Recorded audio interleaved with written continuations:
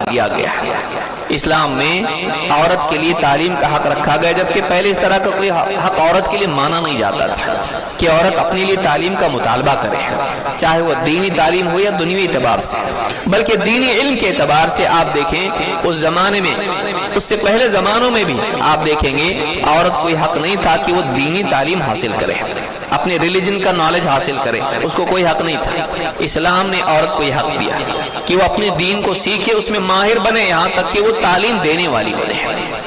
آپ دیکھیں ابو سعید خدری رضی اللہ تعالیٰ کہتے ہیں جاءت امرأۃ الی رسول اللہ صلی اللہ علیہ وسلم، اللہ کے رسول صلی اللہ علیہ وسلم کے پاس ایک عورت آئی، فقالت یا رسول اللہ ذهب الرجال بحدیثی، اے اللہ کے رسول آپ کا سارا وقت مرد حضرات ہی لے لیتے ہیں،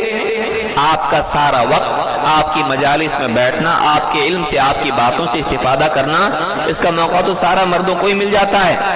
فَجْعَلْ لَنَا مِن نَفْسِكَ يَوْمًا نَأْتِيكَ فِيهِ، آپ اپنا ایک دن ایسا مقرر کریں کہ اس دن میں ہم آپ کے پاس آئیں، تُعَلِّمُنَا مِمَّا عَلَّمَكَ اللَّهُ، آپ وہ علم ہم کو سکھائیے جو اللہ نے آپ کو سکھایا ہے۔ اے اللہ کے رسول آپ کا سارا وقت مرد حضرات ہی لے لیتے ہیں،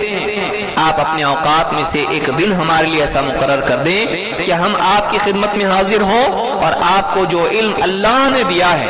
ایسا عظیم الشان علم، اتنا بڑا علم جو اللہ نے آپ کو دیا ہے، وہ ہم کو بھی آپ دیجیے، ہم کو بھی آپ سکھائیے۔ اللہ کے رسول صلی اللہ علیہ وسلم یہ نہیں کہا تم عورتوں کا کیا کام، چولہا چکی میں رہو، کھانا پکاؤ، بچوں کو سنبھالو، نہیں، آپ نے نہیں کہا، بلکہ آپ نے کیا کہا اجتمعنا فی یوم کذا و کذا فی مکان کذا و کذا،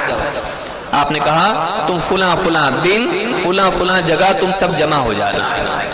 آپ نے دن اور جگہ کی تعین کی اور کہا کہ تم وہاں جمع ہو جانا فلاں دن۔ فاجتمعنا، آپ کا جب حکم ملا تو ساری عورتیں اس گھر میں اس جگہ پر جمع ہوئی۔ فأتاہن رسول اللہ صلی اللہ علیہ وسلم فعلمہن مما علمہ اللہ، اللہ کے رسول صلی اللہ علیہ وسلم عورتوں نے کیا کہا تھا، ہم آپ کی خدمت میں حاضر ہوں گے، آپ ہم کو سکھائیے۔ آپ نے ایک جگہ طے کی اور خود آپ جب عورتیں جمع ہوئی اس جگہ میں تو آپ خود چل کے ان کے پاس گئے۔ فأتاہن رسول اللہ صلی اللہ علیہ وسلم، آپ صلی اللہ علیہ وسلم خود چل کے گئے ان کے پاس، فعلمہن مما علمہ اللہ، اور آپ نے جو اللہ نے آپ کو علم دیا ہے سارے علوم میں سب سے عظیم الشان علم، قرآن و حکمت کا علم، کتاب و حکمت کا علم، آپ نے وہ علم عورتوں کو بھی سکھایا۔ یہ نہیں کہا کہ یہ علم صرف مردوں کے لیے اس لیے کہ مرد اشرف ہے اور یہ اشرف علم انہیں کو دیا جائے گا، تمہارا اس میں کوئی مسئلہ نہیں ہے، تمہارا کوئی حق اس میں نہیں ہے۔ آپ نے جو علم مردوں کو سکھایا، خصوصی طور پر آپ نے اہتمام کے ساتھ میں عورتوں کے مطالبے پر عورتوں کو بھی وہ علم سکھایا۔ اس حدیث کو امام البخاری مسلم دونوں نے روایت کیا ہے۔ اس حدیث سے معلوم ہوتا ہے کہ اس زمانے میں آپ دیکھیں اسلام نے کیسا معاشرہ بنایا کہ ایک عورت دوسری عورتوں کی نمائندہ بن کے نبی کریم صلی اللہ علیہ وسلم کی خدمت میں آتی ہے، اور اس کی جرت آپ دیکھیں، وہ کہہ رہے کہ جو آپ کا سارا وقت مرد ہی لیتے ہیں، آپ اپنا وقت میں سے کچھ ہم کو بھی دیجئے اور ہم کو وہ علم سکھائیے جو مردوں کو سکھاتے ہیں۔ اور آپ نے اس عورت کے اس مطالبے کو پورا کیا،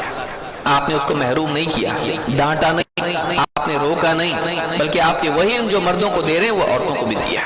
اس سے معلوم ہوتا ہے کہ آپ دیکھیے کیسا سماج اسلام نے بنایا جس میں ایک عورت جرت کے ساتھ آ کے علمی مجالس کا مطالبہ اللہ کے عظیم الشان رسول سے کرتی ہے،